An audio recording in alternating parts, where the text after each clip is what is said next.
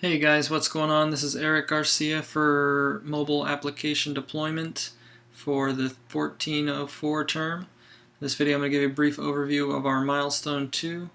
As you can see here, one of the main things I was focused on was creating the icons and loading all the app images and stuff like that for the launch icon, so I updated that. As well as this is what the storyboards look like for the app with the side panel. All this looks like a bunch, but that's mainly the navigation and controller for basically all the screens, as you can see, for the different sections of the application. We'll go ahead and run it, and I'll show you some of the features that are reworked. I actually had to rework the entire back end of the Lisp portion of it because using it as a singleton was using up a lot of the memory, and for further implementing the sync with other devices, it just seemed to be able to work better. As you can see here, I updated the launch image. Before it said menu, now we have the actual menu icon with no words or anything. Per the Apple documentation, that's the best way to do it, other than the edit I should probably take out as well, in case it's translated into other languages, so you don't have it saying items when it should be, in a different language. As you can see here, everything is functional. If you can edit an item and delete it, and these items are actually seeded into the application via the app delegate, pushing in just a set of generic, obviously, items that you can put into a shopping list application, so that they have an idea of what they can do with the app, rather than having to add things manually themselves just to even test it out when they first download it.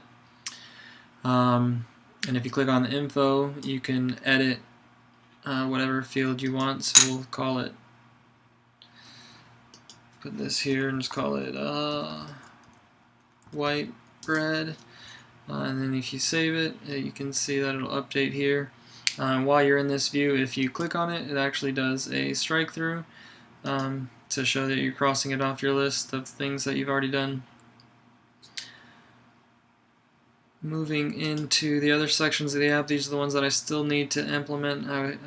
Reworking that whole shopping list side of it kind of pushed everything back.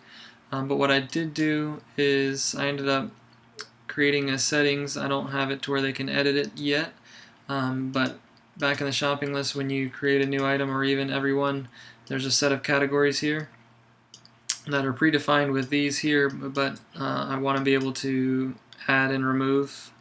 So I created a singleton to store those in the app settings, so that way the user can go in there and add and remove whichever ones they need or don't need. Furthermore, the about section is still the same. I don't know why this toolbar is showing up here. I need to remove that. And then the recipe section and the meal planning section are actually going to be completing over spring break.